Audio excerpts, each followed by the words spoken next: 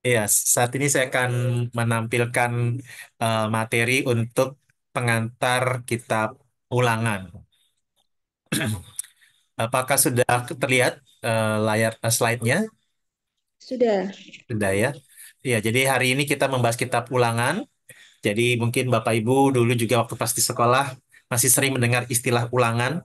Jadi ulangan artinya kita mengulang kembali pelajaran yang sudah kita ikuti selama beberapa waktu yang lalu sehingga dalam bentuk ujian atau menguji kemampuan kita ataupun ingatan kita sehingga ada semacam ulangan. Kita mengulang kembali apa yang kita pelajari. Nah, tapi memang kadang-kadang bicara tentang ulangan, seringkali ada hal-hal yang mungkin baik, tapi kadang-kadang mengulang-ulang itu juga ada sesuatu yang kurang baik ya. Ada sesuatu yang kurang baik sehingga akhirnya harus diulang-ulang. Nah, tetapi kita akan lihat di dalam video ini ada pengulangan yang ternyata menjadi pengulangan yang bermasalah ya. Jadi dalam video ini kita lihat ada seekor serangga yang eh, ini dia. Ini kotoran atau istilahnya itu maaf ya, tai ya. Nah, sama itu kotoran.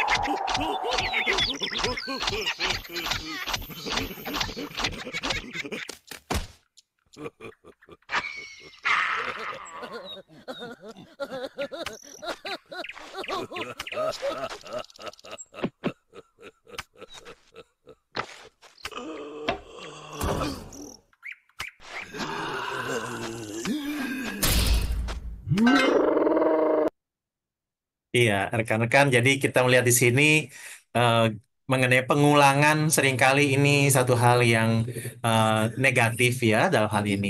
Nah, saya tidak tahu apakah kira-kira satu kata yang mewakili untuk si serangga ini ya. Ada yang mungkin mau kasih tanggapan satu kata mengenai si serangga ini? Ada?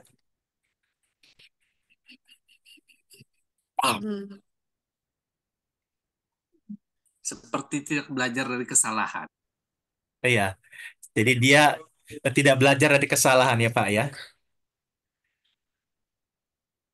Ada lagi? Bodoh. Bodoh.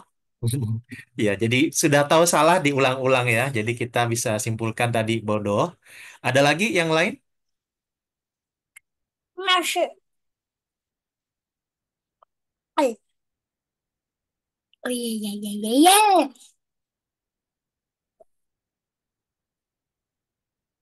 Oke.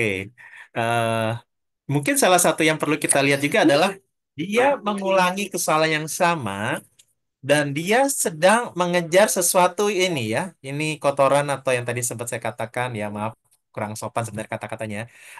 Ya tai ya atau kotoran.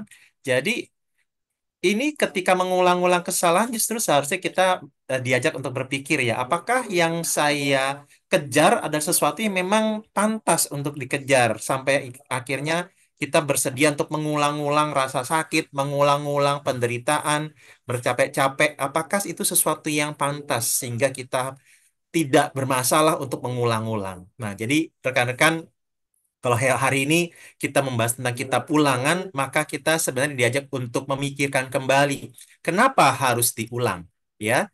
Nah, jadi kata ulangan di dalam kitab yang kita pelajari ataupun sudah kita baca di beberapa waktu yang lalu, itu kenapa disebut kitab ulangan? Ya karena mengulang, mengulang.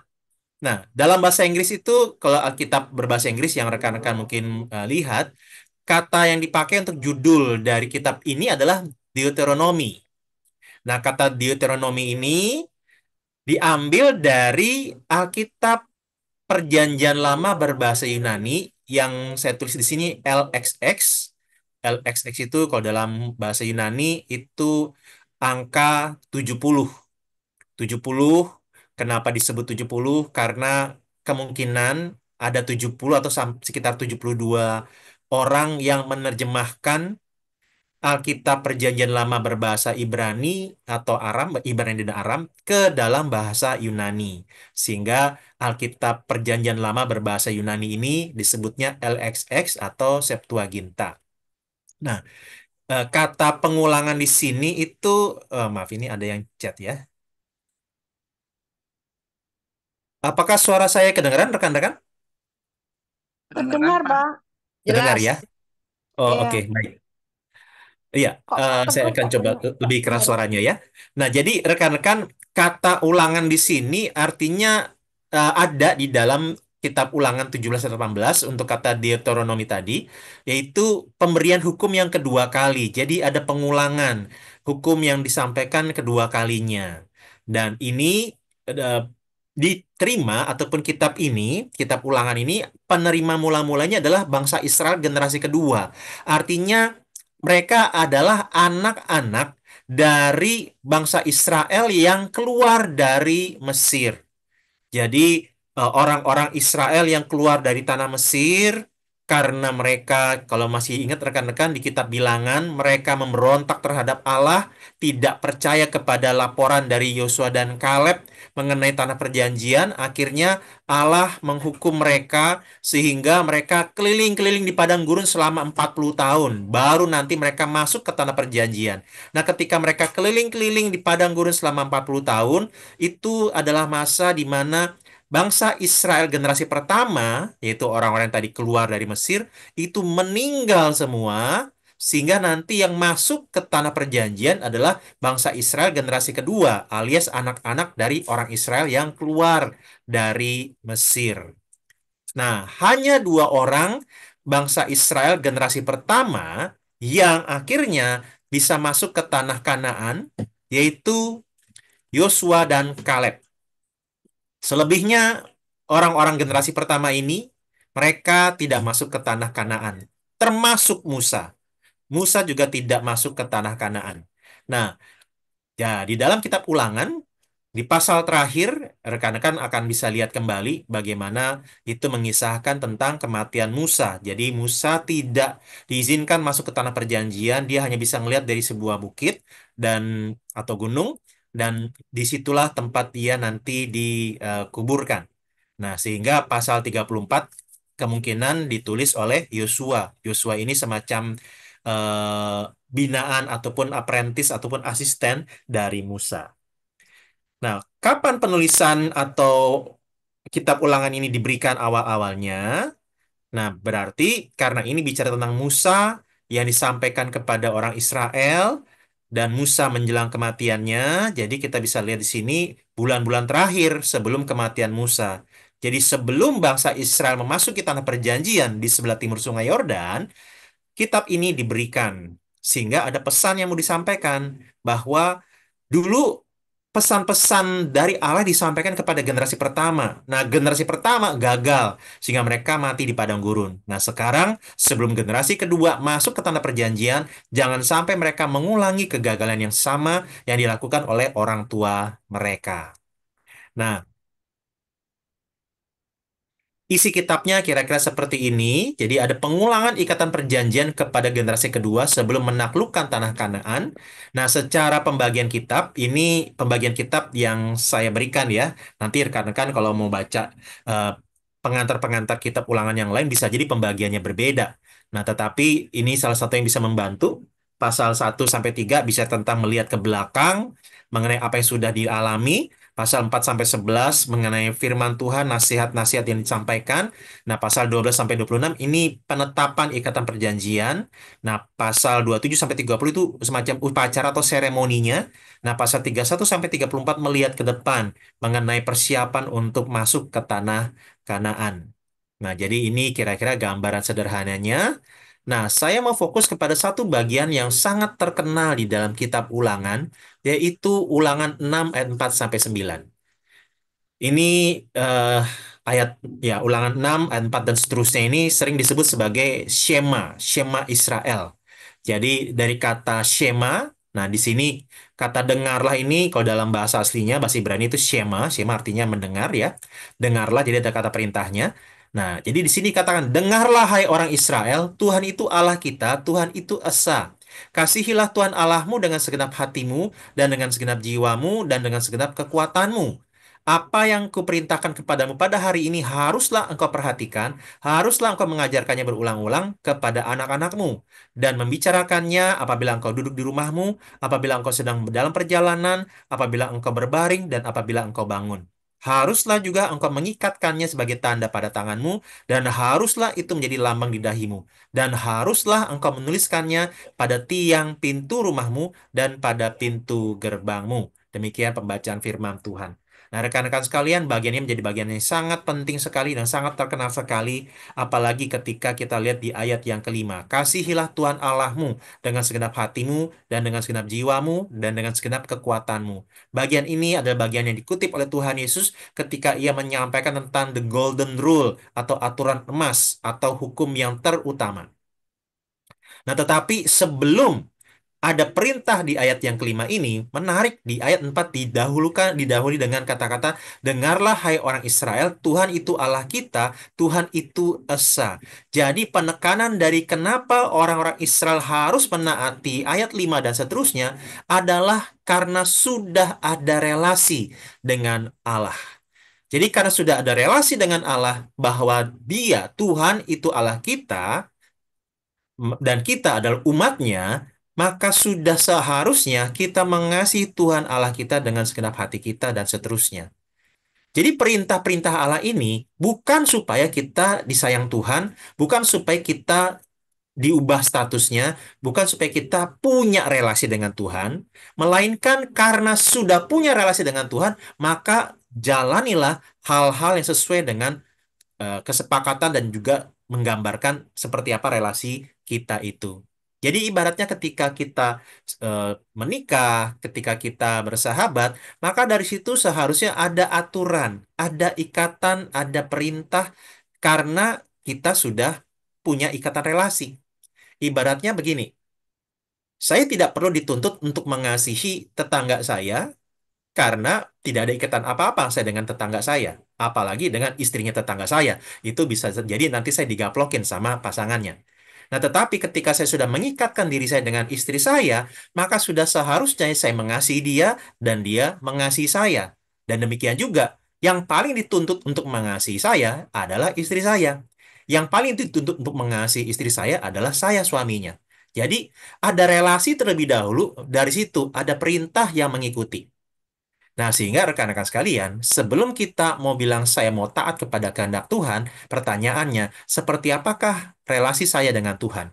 Kalau relasinya adalah Tuhan itu adalah Allah kita adalah umatnya, maka itu semakin harusnya memperkuat kita untuk saya mau taat kepada Tuhan karena Dia Allah saya. Nah, jadi inilah yang mendasarinya.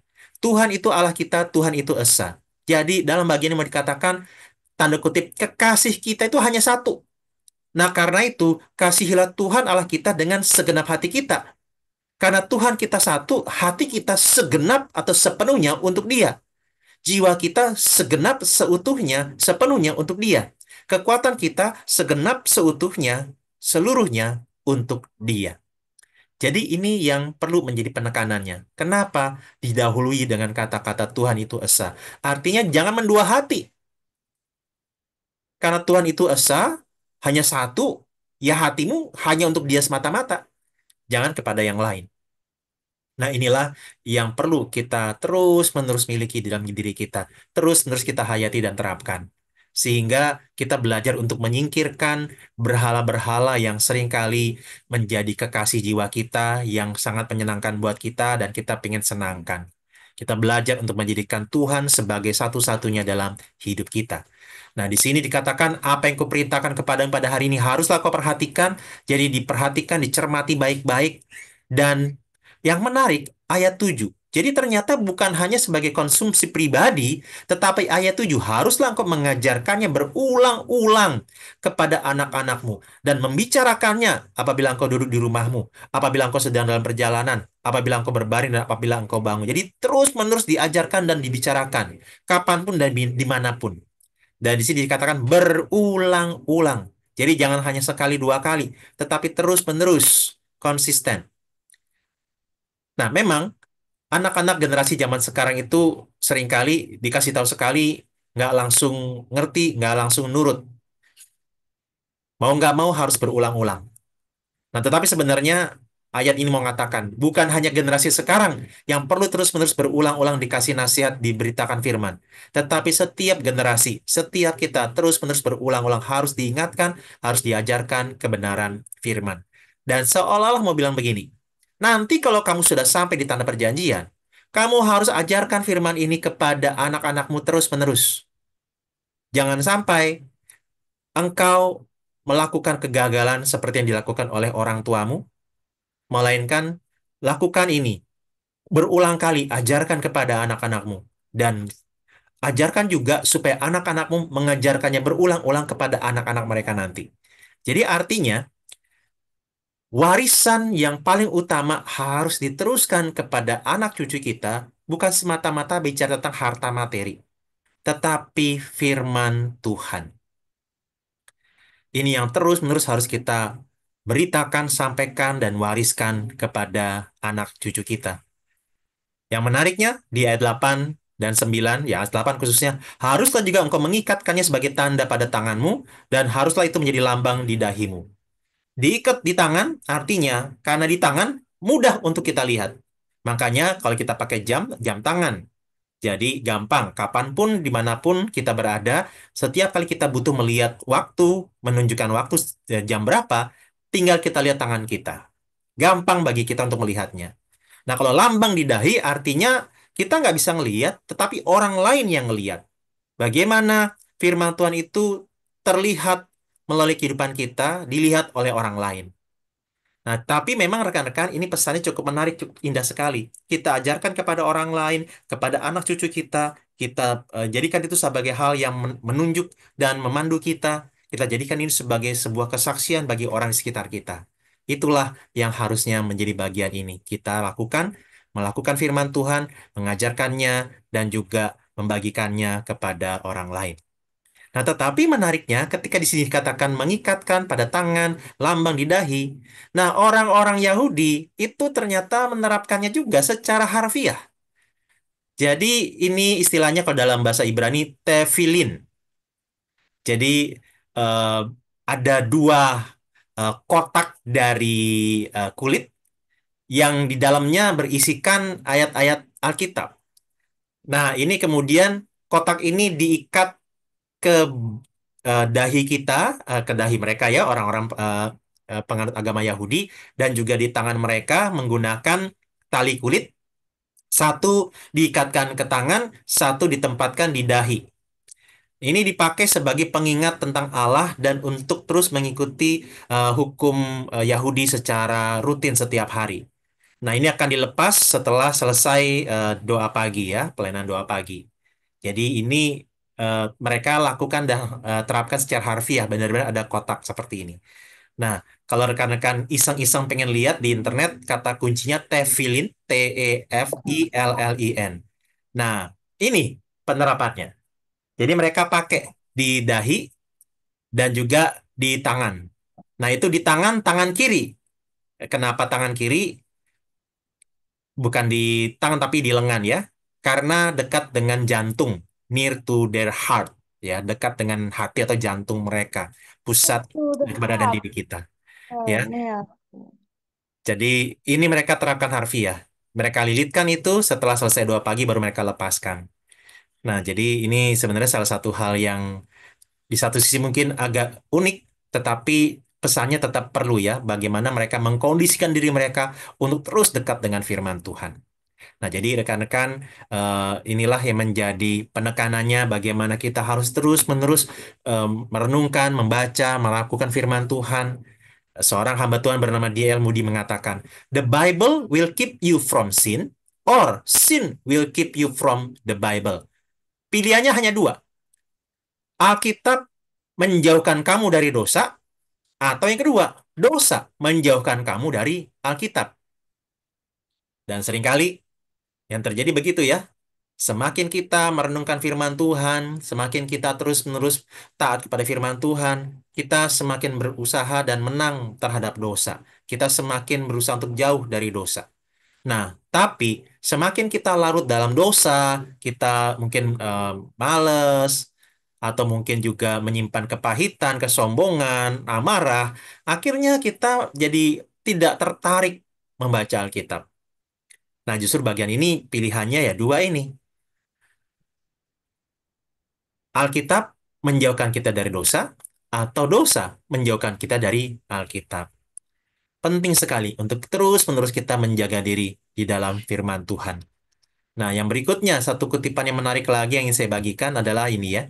Don't say God is silent with your Bible closed. Jangan bilang Allah itu diam aja ketika kamu tutup Alkitab kamu.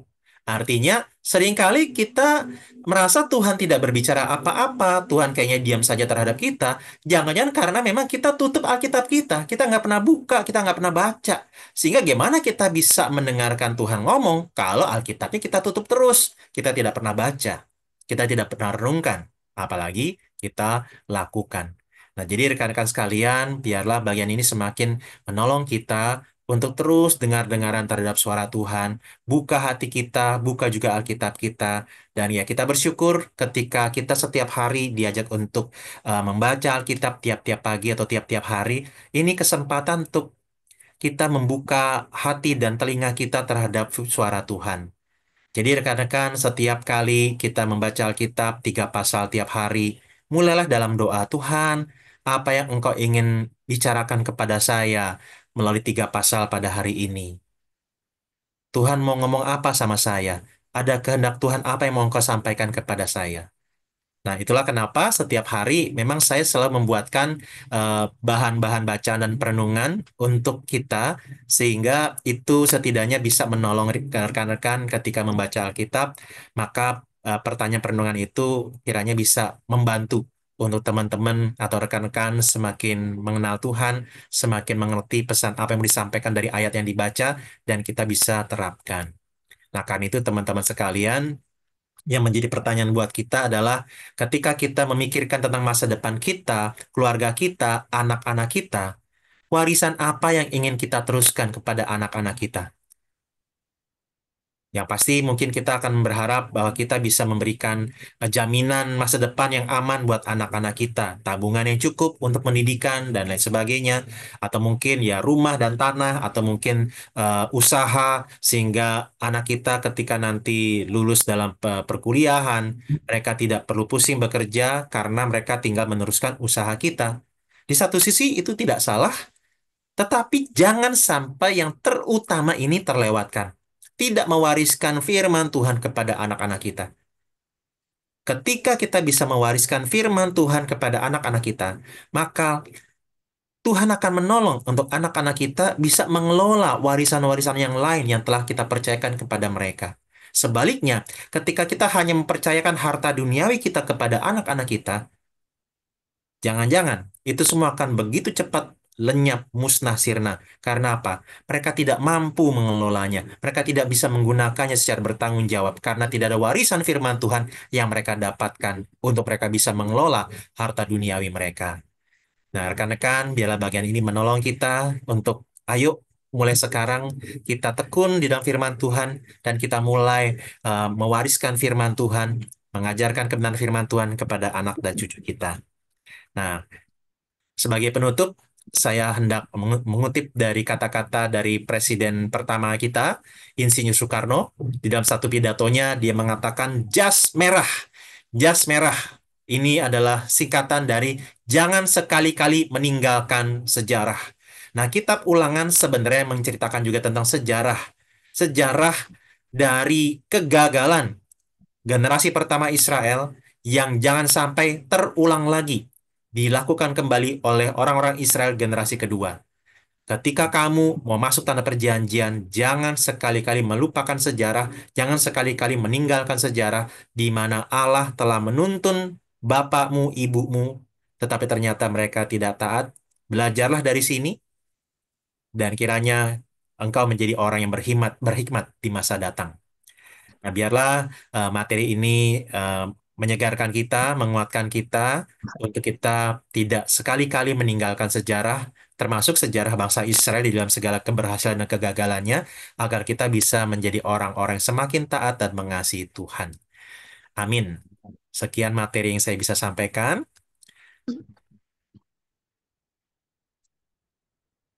Oke, rekan-rekan, kita mau dokumentasi dulu ya. Oh iya, boleh foto dulu ya. Oke. Oke, silakan dibuka kameranya bagi yang memungkinkan.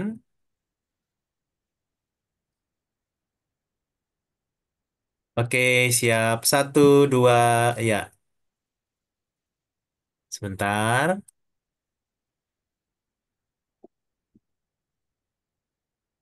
Oke, sekali lagi ya, rekan-rekan. Satu, dua, ya.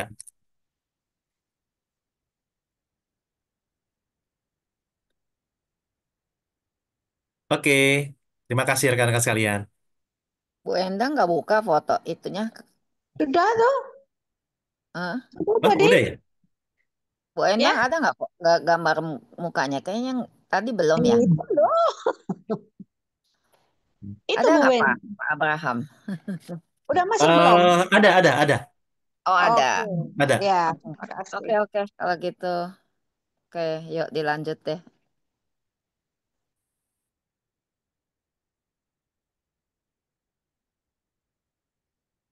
Oh ya, tadi Pak Led keluar ya?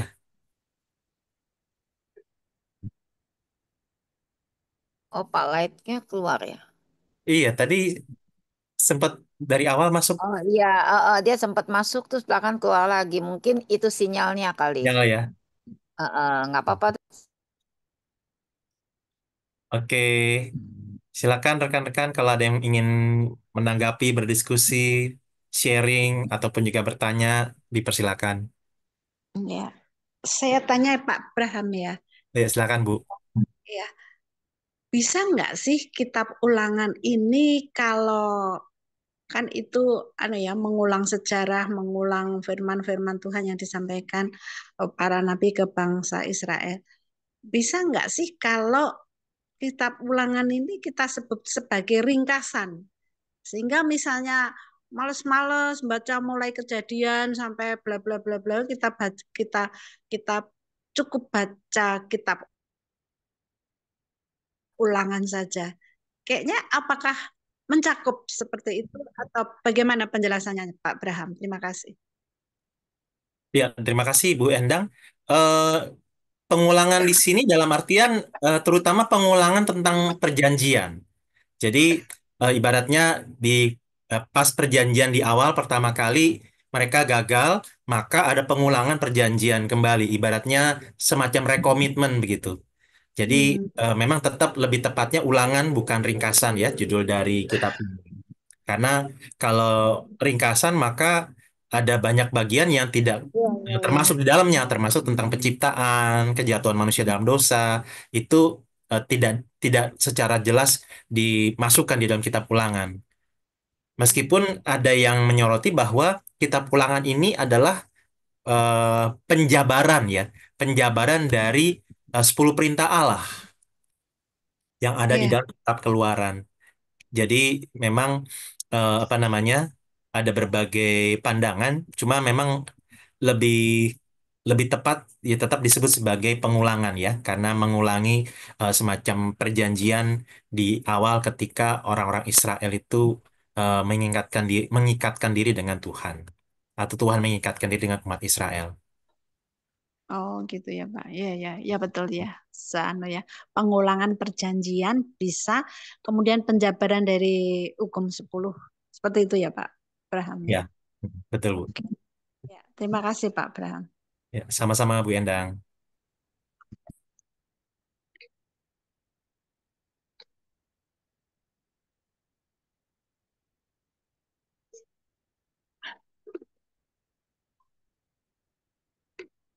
Ada dari rekan-rekan yang ingin atau mungkin ingin cerita bagian dari kitab ulangan yang berkesan ketika rekan-rekan baca.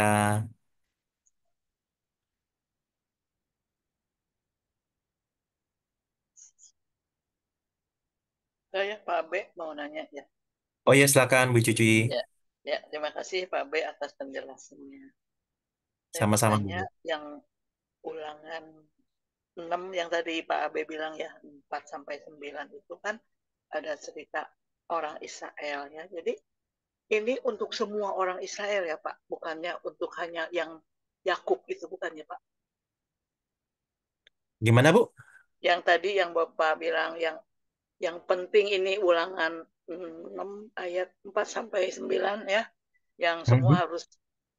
harus ingat yang perintah Tuhan. Nah, Iya. ini Israelnya itu untuk semua umat Israel. Jadi bukan hanya yang namanya Yakub itu ya, Pak. Oh ya, betul Bu. Karena ini kan Oh, keturunan Yakub ya. Yakubnya sudah iya. lama meninggal. Nah, jadi Mm-mm. bukan untuk Yakub sendiri ya, Pak ya. Jadi semua untuk orang Israel semua ya, untuk dinasehatkan gitu. Iya, Ya, Pak. jadi untuk seluruh Oh, keturunan Yakub. oh iya, iya. Mm. Ya, makasih. Cukup. Ya, sama-sama Bu Cuci. Ya, yuk. Makasih.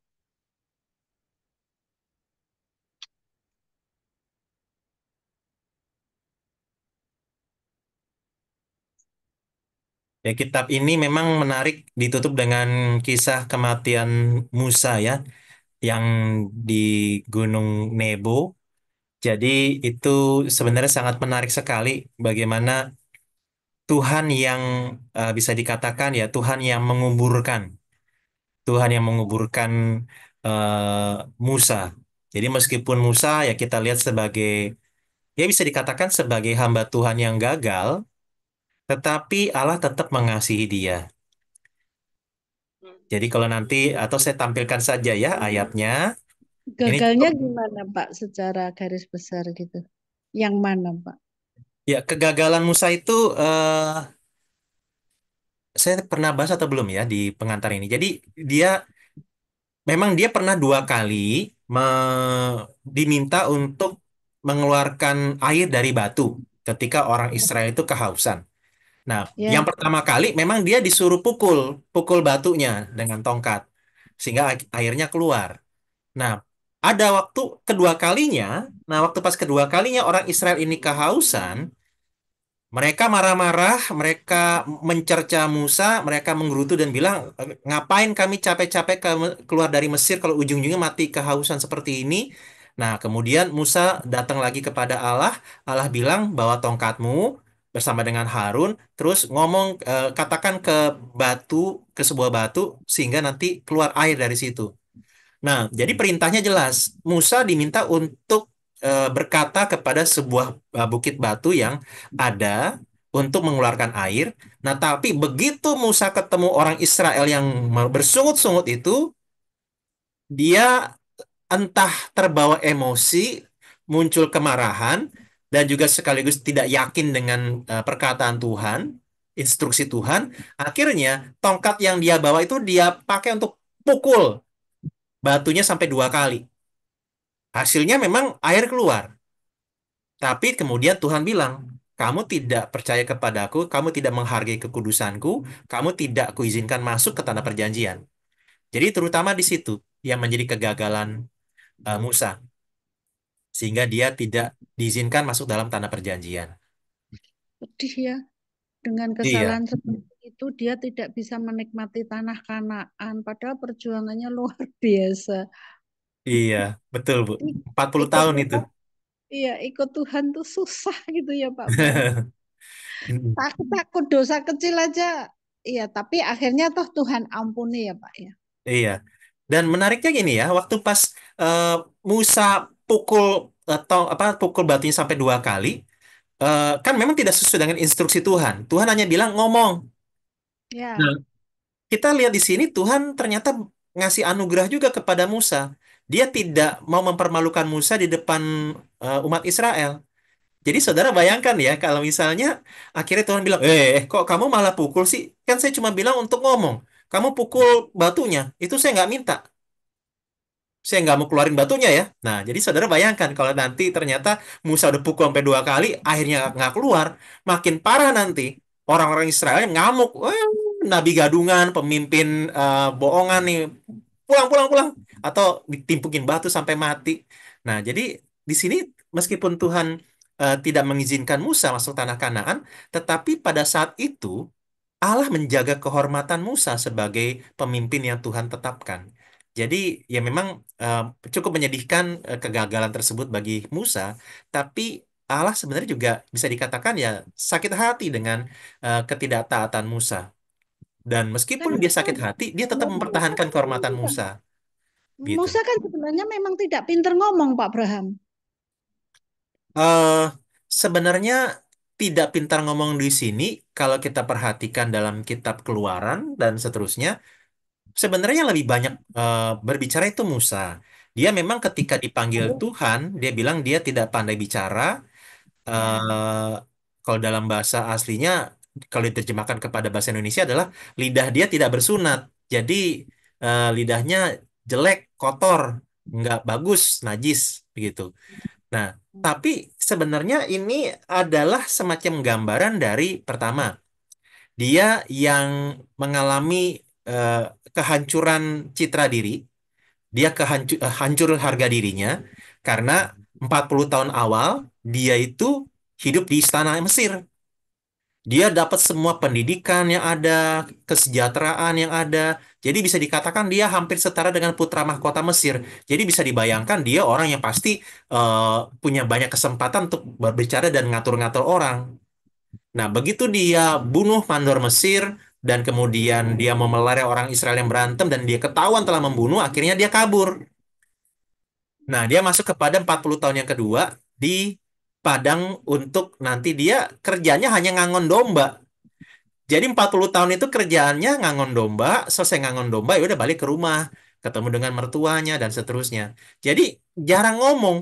Ngomong sama domba ya nggak bisa diajak komunikasi ya. Domba cuma be be be ya lama-lama ya pasti Musa lama-lama cuma be be be juga begitu. Maksudnya ya udah susah ngomong karena sehari-hari ya paling antara ngomong sendiri atau berharap ya ngomong melampiaskan perasaan dan pikirannya kepada domba-domba aja.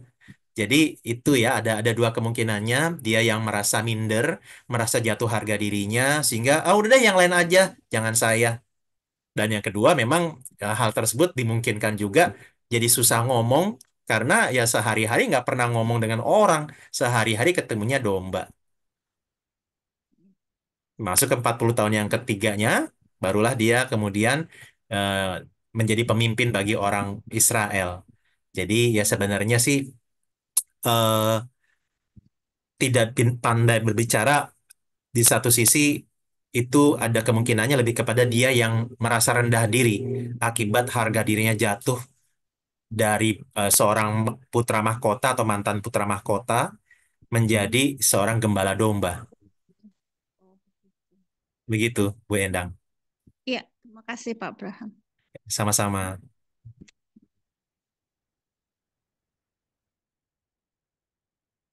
Ada rekan-rekan yang lain yang ingin bertanya atau mungkin ingin berbagi, silakan. Saya deh Pak Abraham ya. Oh ya, silakan Kenapa Pak PKP. Musa kan memang di situ digambarkan karena merasa bahwa orang Ibrani itu sebagai saudaranya ya. Tapi apa kira-kira yang menggerakkan Musa untuk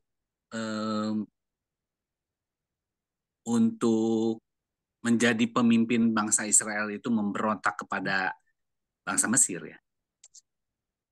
Oh ya, eh, itu keterangannya sih seada di kitab Kisah Para Rasul ya Pak, mengenai eh, kesadaran dan motivasi Nabi Musa itu eh, ketika Stefanus di dalam Kisah Rasul 7 menceritakan secara ringkas mengenai sejarah bangsa Israel. Jadi saya coba carikan dulu eh, Kisah Rasul 7.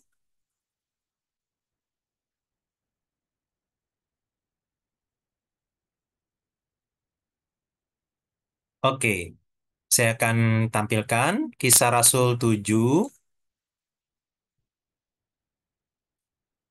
Eps, Oke, mulai ayat 23. Pada waktu ia berumur 40 tahun, ia di sini Musa, timbullah keinginan dalam hatinya untuk mengunjungi saudara-saudaranya, yaitu orang-orang Israel. Ketika itu, atau saya sorot saja ya.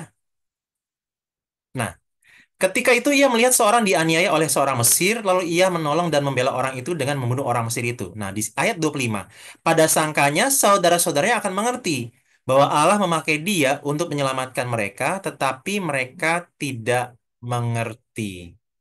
Jadi dari sini kita mendapatkan petunjuk bahwa eh, Musa merasa Tuhan mau pakai dia untuk memimpin Israel.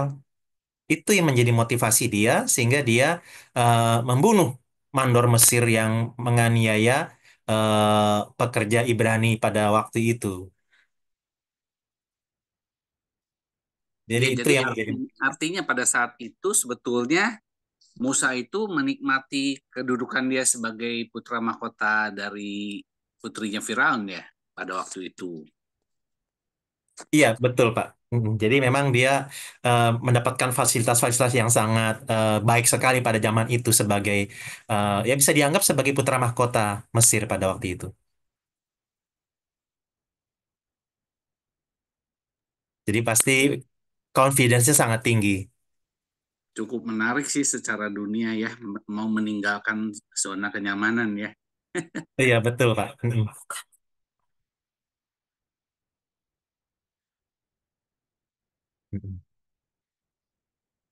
Iya. Jadi memang Musa ini eh, pangeran ya. Dia dibesarkan sebagai pangeran di Mesir. Ya memang kalau putra mahkota itu biasanya sih memang ke anak sulung dari Mesir dari Firaunnya ya.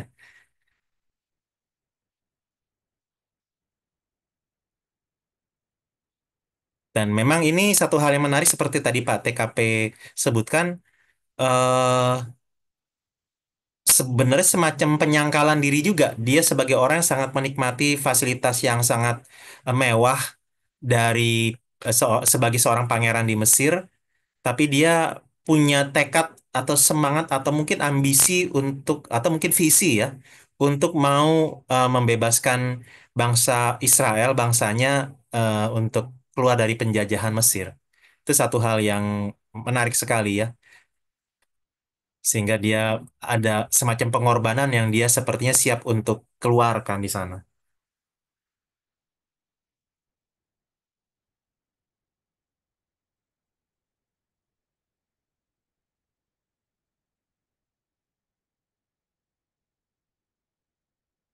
Oke, makasih Pak TKP untuk responnya. Dari rekan-rekan yang lain, apakah ada?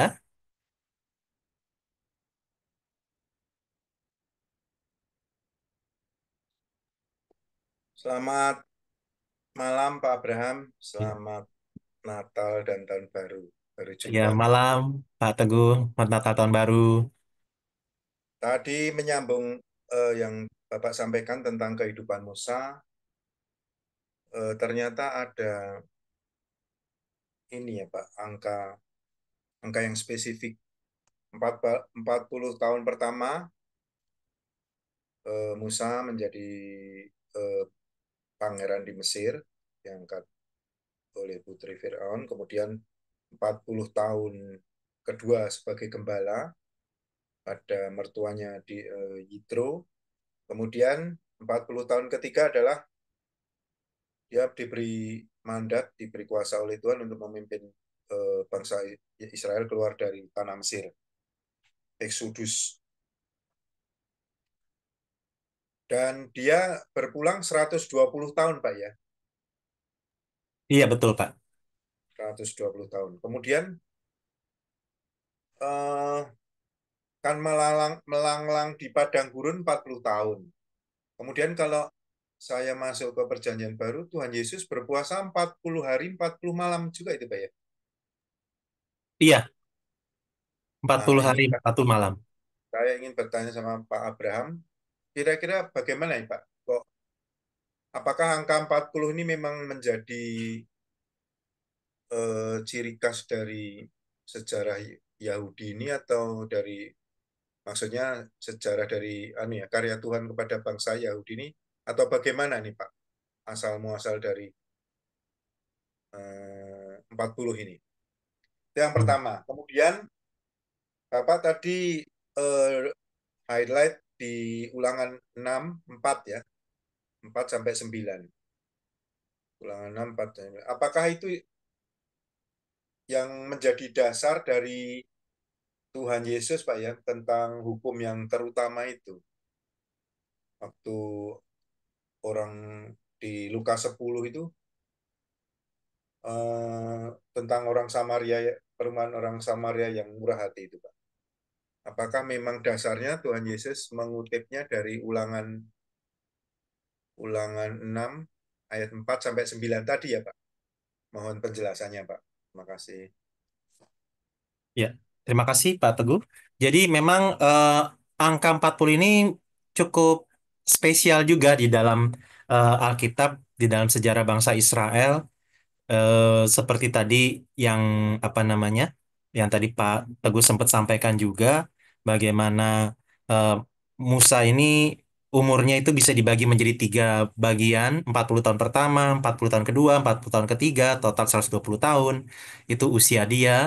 Eh, jadi memang cukup menarik angka 40 ini, termasuk Musa ketika menerima 10 hukum dasar itu 10 perintah Allah, itu dia di Gunung Sinai berpuasa 40 hari 40 malam juga. Hmm. Jadi itu angka 40. Dan kemudian Nabi Elia juga demikian. Dia eh, 40 hari 40 malam juga berpuasa ketika dia bertemu dengan Allah di Gunung Horeb.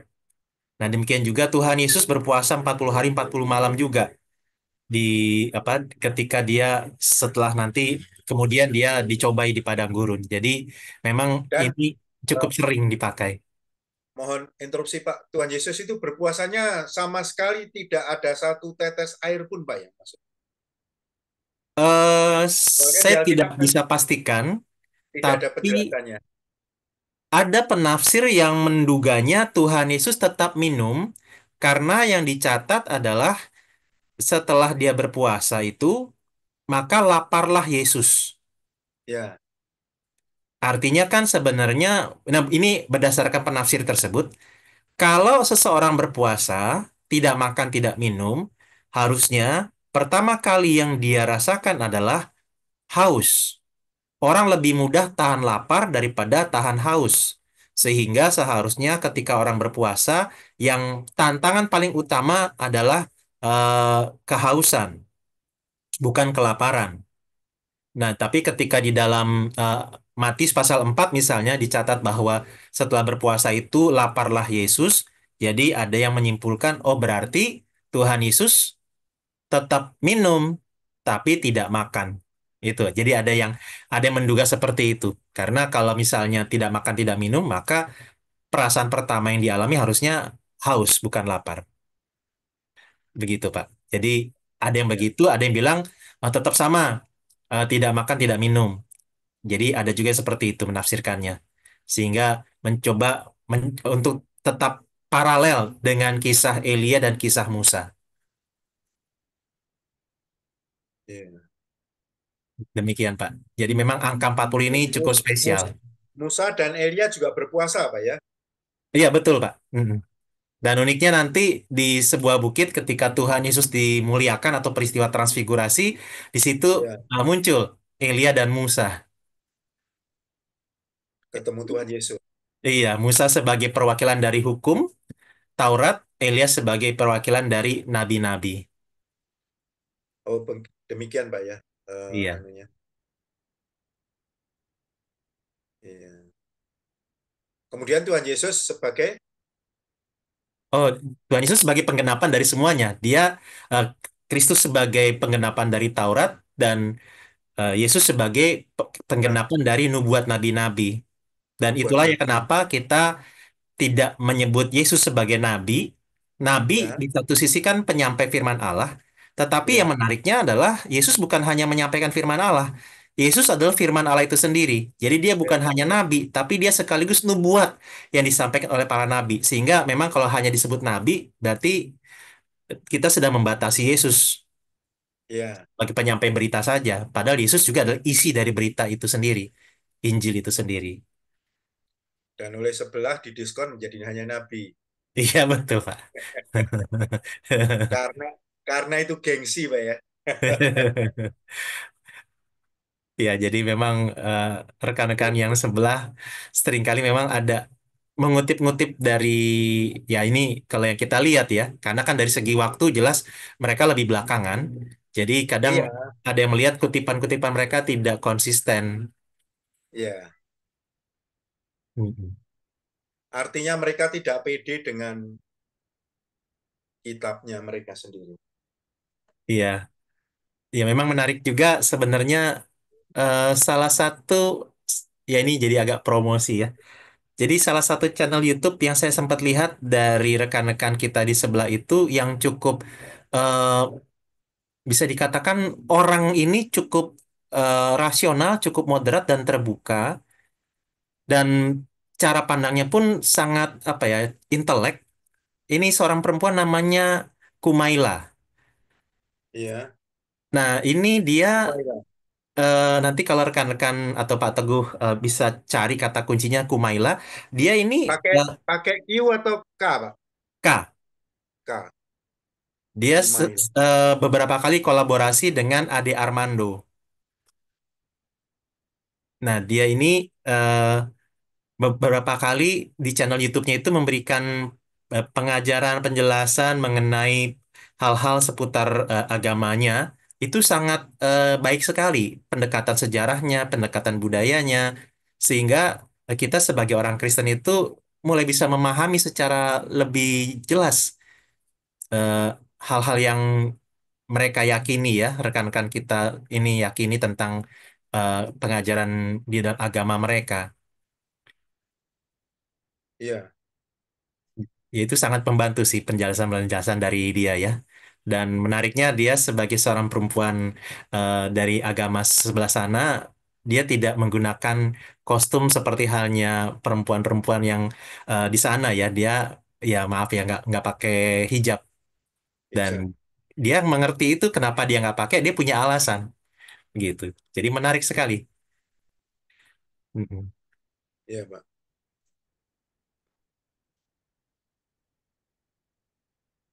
Ya, jadi kita sebagai orang percaya, sebagai orang Kristen, eh, seperti saya pernah sampaikan, salah satu hal yang kiranya membuat kita tetap yakin sebagai orang Kristen adalah hanya hanya gereja yang itu tadi ya, yang pernah saya bilang, hanya hanya di dalam kekristenan lah kita ketemu dengan yang namanya gereja setan, gitu. Kita nggak pernah ketemu masjid setan, wihara setan, eh, apa wihara ataupun eh, kuil tepekong setan nggak pernah ya hanya gereja setan artinya setan hanya milih nyerang kekristenan aja nih sebenarnya untuk bikin tandingan yang lain enggak begitu jadi justru ini satu hal yang membuat kita berpikir oh iya ya kalau hanya kekristenan yang dibikin tandingannya ada gereja setan artinya Iya, pilihan kita benar. benar kan, Pak? Yang paling benar, yang paling sakti, yang perlu diajar kan? Iya yang Dilawan bakalan oleh sering setan. diserang yang benar pasti. Ya. Berarti yang lain kan abal-abal semuanya itu. Ya begitulah Pak ya. Ya, Pak mungkin Teguh. pada kesempatan ini saya juga boleh menyampaikan, Pak, di Romo Gereja Ortodoks Indonesia itu loh, Pak. Iya. Beliau dalam salah satu ininya, nanti mungkin saya cari, saya kirim ke Bapak itu. Dalam salah satu tayangannya di Instagram menyatakan bahwasanya nabi nabi itu ya sudah terakhir, nggak ada nabi, nggak ada nabi setelah kebangkitan Kristus, begitu Hmm. cerita. Jadi wah itu tegas sekali Pak. Makanya sudah gamblang sekali yang statement beliau nyatakan. Dan beliau ini Romo, kan disebutnya Romo juga kan Pak, Romo, aduh namanya siapa itu? Romo ini kan yang pemimpin Ortodoks Indonesia Pak, Gereja Ortodoks Indonesia Hmm. itu ya Yohanes pasal sekian sekian. langsung asistennya suruh baca. Nah, berarti hafal gitu loh Pak. Hmm. Nah, waktu beliau menyatakan hafal Alkitab begitu, saya jadi teringat sewaktu saya dinas di Jakarta. Sewaktu saya dinas di Jakarta periode 2008, 2008, 2010, nah, saya kan hampir tiap hari waktu itu ke gerejanya Pak Paryaji, Tiberias, Pak. Jadi saya juga baru tahu kalau di Tiberias itu hari Senin itu hari liburnya para pendeta gitu. Nah, itu waktu itu kan kantor saya di daerah ini Pak, Jalan Pemuda. Kemudian saya sering bergereja yang di Kelapa Gading. Nah, di Kelapa Gading itu ini juga ngeri-ngeri sedap ini ke anunya. Saya juga lupa namanya, tapi beliau itu mantan pemimpin Klenteng kalau nggak salah. Dan tukang guamio itu loh Pak, ramal. Kalau orang-orang suku Tionghoa kan meramalkan nasib. Sampai dibilang itu waktu saya masih aktif sebagai tukang guamio ramalan itu ada itu hamba-hamba Tuhan datang ke saya minta diramalkan. Nah, Bapak ini juga Pak, Alkitab berjalan lah Pak. Selalu didampingi putrinya, kemudian kalau misalnya beliau menyampaikan khotbahnya, apa namanya, dia suruh salah satu asistennya untuk membacakan yang dia sebut, ayat-ayat yang dia sebut itu, dia bacakan, dibacakan. Sewaktu dalam berkhotbah gitu loh Pak. Itu. Nggak tahu, sekarang beliau masih bergabung di Tiberias atau mendirikan gereja sendiri, saya kurang tahu perkembangannya. Jadi semakin lama, apalagi kita dimudahkan Pak ya, dengan adanya media sosial ini, ternyata banyak hamba-hamba Tuhan yang menyampaikan tentang kebenaran iman kita. Terus ada lagi Pak, saya juga namanya belum hafal, membahas tentang peristiwa Los Angeles. Gitu. Nah, kan banyak itu kemarin itu dari Kristen menghakimi, dari Islam apalagi. Nah, senanglah mereka momen-momen begitu. Matilah engkau Amerika gitu kan. Kamu mau menerakakan Gaza, sekarang dirimu sendiri menjadi neraka, gitu-gitu. Nah, si Bapak ini, hamba Tuhan ini memandang dari paradigma yang berbeda. Dan itu sungguh-sungguh memperkaya iman iman iman percaya kita gitu. Untuk disebut sebagai nightmare, sebagai apa, neraka di dunia itu masih sangat jauh lah gitu. Jadi mengkritisi, mengkritik dari hamba-hamba Tuhan dari kita juga Pak, yang menyitir dari peristiwa kebakaran Los Angeles sebagai bahan khotbahnya di jemaatnya mereka masing-masing. Jadi semakin kita dibukakan itu. Itu Pak. Oh ya Pak, tadi yang pertanyaan tentang hukum yang pertama bagaimana itu Pak? Oh ya, jadi memang Dasarnya itu apakah memang dari ulangan 6 tadi Pak ya? betul betul Pak. Jadi kan memang Tuhan Yesus menyebutkan dua poin ya, kasihilah Tuhan Allahmu dan kasihilah sesamamu. Nah untuk Ya, kasihilah Tuhan Allahmu itu kutipan dari Tuhan Yesus terhadap Ulangan pasal 6 barusan. ya, Hmm. Jadi memang ayat ini ayat yang sebenarnya sangat terkenal ya, ya. dan disebutnya Shema, Shema Israel. Shema artinya apa Pak?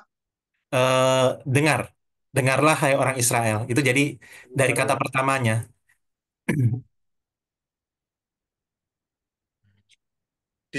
Dibuka dengan trompet tanduk, tanduk kerbau itu Pak ya. Iya, itu Kalau yang di ayat bahasa limanya, yang ayat 4 kan dibilang dengarlah hai orang Israel.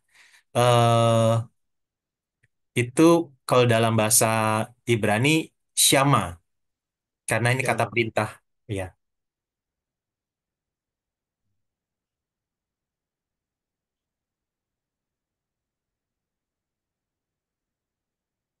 kata kerja ya. Iya, imperatif, kata Ya, perintah.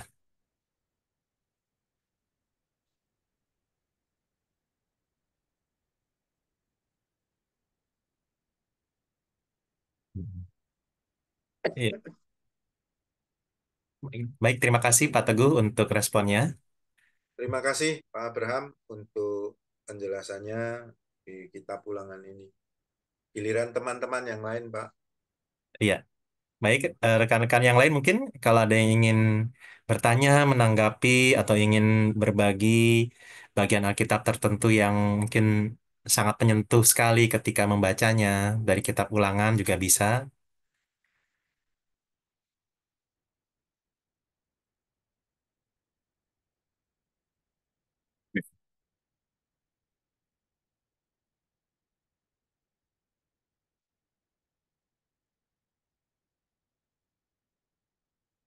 Jika tidak ada lagi, kita bisa tutup ya rekan-rekan. Apakah masih ada yang ingin merespon, menanggapi, bertanya, atau ingin sharing?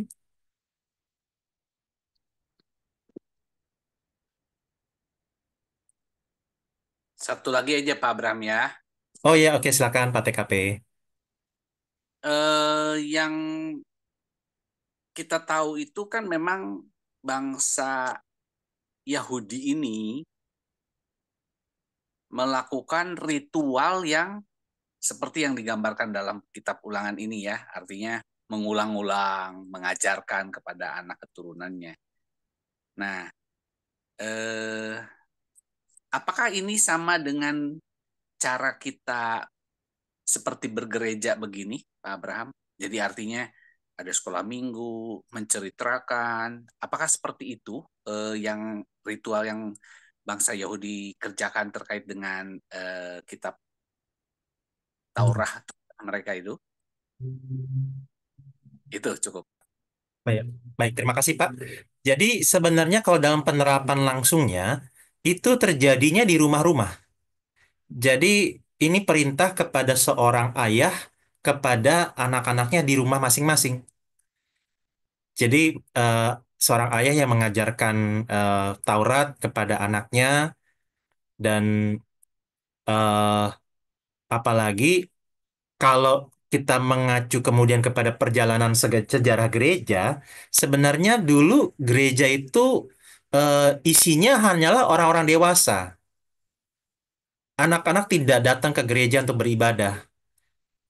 Sampai saya lupa tahun berapa ya, tahun 1800-an mungkin. Baru kemudian ada seorang bernama William Reich kalau saya tidak salah. Dia eh, membuat sekolah minggu, Sunday School, tapi itu niat awalnya bukan untuk secara seperti kita mengajarkan firman Tuhan kepada anak-anak, tetapi pada waktu itu ketika revolusi industri sudah semakin bergerak pada zaman itu di Eropa. Nah, pergerakan revolusi industri ini membutuhkan biaya yang tinggi, tetapi gimana caranya supaya pekerjanya itu tidak perlu diberikan honor yang besar, maka diambil dari anak-anak. Sehingga anak-anak waktu itu dipekerjakan sebagai tenaga kerja gratisan dan murahan. Nah, sehingga hari-hari mereka itu dipakai buat bekerja. Nah, minggu mereka libur. Nah, disitulah kemudian si bapak ini berpikir, aduh kasihan ya kalau mereka ini hanya di apa ya dipekerjakan seperti sapi perah, tapi mereka tidak punya pendidikan yang baik. Jadi akhirnya buatlah Sunday School. Nah, dari situ kemudian berkembanglah bagaimana anak-anak ini bukan hanya belajar hal-hal secara umum, tapi juga belajar firman Tuhan. Nah, jadi sebenarnya sekolah minggu itu sendiri bukan produk awal dari gereja. Itu adanya di samping gereja. Jadi sesuatu yang tidak sebelumnya tidak dilakukan oleh gereja. Membina anak-anak itu awalnya bukan tidak menjadi fokus gereja pada waktu itu. Baru kemudian mulai berkembang sehingga sekolah minggu dimasukkan ke dalam aktivitas gerejawi. Jadi sebenarnya eh, penerapan dari Ulangan pasal 6 itu bukan bukan langsung bicara tentang di sekolah minggu, tetapi itu bicara tentang eh, mewariskan dan mengajarkan firman Tuhan di dalam keluarga. Gitu, Pak. Keluarga ya. Nah, Iya. kalau yang sering kita saksikan di TV-TV gitu ya, yang mereka yang memakai kopiah di bagian belakang kepala, kemudian rambut apa namanya jambangnya tuh dikuncir panjang, lalu mengangguk-ngangguk di West Wall ya atau West Bank ya Oh, kalau nggak salah ya, itu di tembok ratapan, Pak ya. tembok ratapan itu sama seperti skema Israel ini atau berbeda? Kalau yang Shema ini biasanya di dalam doa paginya mereka, di dalam jam doa paginya mereka. Nah, kalau yang mereka di tembok ratapan itu, mereka sebenarnya secara esensi sedang meratapi dosa. Dosa-dosa yang kalau di dalam Alkitab kan jelas ya ketika bicara tentang berkat dan kutuk, ketika orang-orang Israel itu memilih untuk tidak taat kepada Allah, maka mereka akan mendapat kutuk sehingga bangsa Israel ataupun kerajaannya ini kemudian hancur dan mereka akan dijajah atau diperbudak. Nah, sehingga sebenarnya ketika mereka itu di depan tembok ratapan, itu mereka sedang meratapi dosa-dosa mereka. Jadi ibaratnya ini gara-gara dosa kami, dosa nenek moyang kami, sehingga kami bernasib seperti ini. Jadi ada semacam ratapan kedukaan di situ. Nah, meskipun ada juga tafsiran yang mengatakan mereka meratap bukan sekedar karena menangisi dosa-dosa mereka, tetapi mereka meratap karena tembok bait suci itu katanya ada batu-batu permata, batu-batu berharga. Nah, ketika itu diserang oleh bangsa lain, khususnya Roma, itu batu-batu berharganya dicongkel-congkelin sehingga mereka lagi natap, aduh mana nih batunya pada hilang semua gitu. Jadi ratapannya bukan ratapan karena dosa, tapi sedih gara-gara batu berharganya hilang semua begitu. Tapi memang betul ya mereka dulu itu membangun apa namanya bait Allah itu dengan permata-permata yang harganya berharga mahal ya. Sampai Betul sekarang Pak, betul. harganya itu Iya, betul ya. betul. Oh, Mm-mm. luar biasa ya.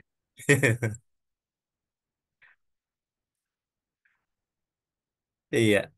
Ya cukup Pak Bram, lebih dari satu tuh. Monggo yang lain. Oke, baik Pak. Terima kasih Pak TKP. Pak, mau nanya lagi Pak. Oh ya, Yang silakan tadi Bu yang Cici. Pak Abe bilang yang sekolah minggu mulai tahun berapa Pak? Saya lupa-lupa ingat Bu, tapi itu Oh ya, sesudah revolusi industri di Eropa ya. ya. Mungkin nanti Berarti saya perlu lihat di Google. cukup cukup lama ya Pak ya? Cukup lama juga kali ya. Iya, iya. Tapi sebelum reformasi, pelayanan kepada anak itu belum ada.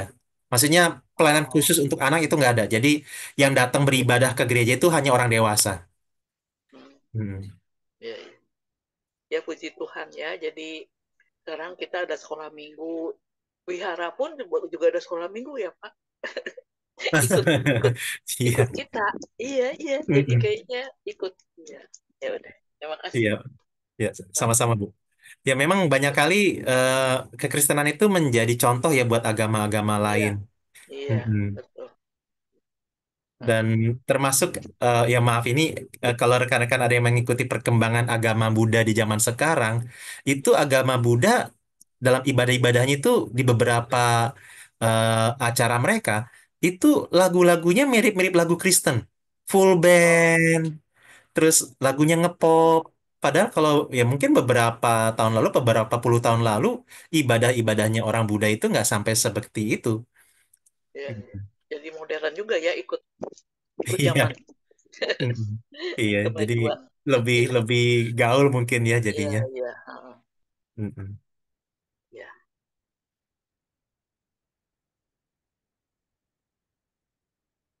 kasih Pak. Ya sama-sama Bu Cici.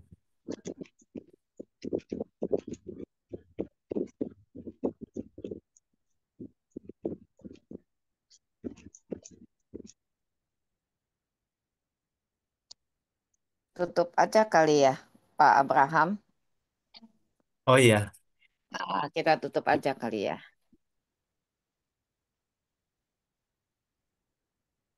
oh ya maaf tadi sedikit info tadi untuk pertanyaan Bu Cici saya barusan cari di Google ya. Jadi Oh sekolah ya. minggu pertama di Inggris itu tahun 1780 oleh Robert Oh, Raikes. 1780. Iya, Oke. Ya, terima 1780. kasih Pak. Ya, Iya, ya, oke, makasih. ya sama-sama Bu Cici. Berarti cukup lama juga ya, Iya sudah doanya. lama. Ya. Iya. Oke, baik rekan-rekan sekalian, kita bersyukur untuk pertemuan kita pada malam ini. Sekarang sudah hampir jam 9 malam. Kita akan tutup dalam doa ya. Mari kita berdoa. Bapa Sorgawi, kami bersyukur untuk malam hari ini, untuk firman-Mu yang telah Kau sampaikan, biarlah Kau materaikan di hati kami, dan kiranya kami bisa terus hidup dalam firman Tuhan dan melandasi keluarga kami di dalam kebenaran firman Tuhan. Terima kasih ya Tuhan untuk kehadiran setiap kami. Kiranya kami semakin bertumbuh imannya dan semakin mengasihi Tuhan. Kalau sebentar lagi kami akan berpisah dan mungkin juga kami akan beristirahat malam hari ini, Tuhan juga berkati istirahat malam kami, sehingga esok hari kami bisa bangun dengan tubuh yang segar, hati yang sukacita, untuk memulai hari yang baru bersama dengan Tuhan dan terus mengasihi Tuhan. Dalam nama Tuhan Yesus kami berdoa dan bersyukur. Amin. Amin. Makasih, Pak Albert. Amin. Ya, Terima kasih. sama-sama. Makasih. Kita untuk Bye. Zoom meeting selanjutnya.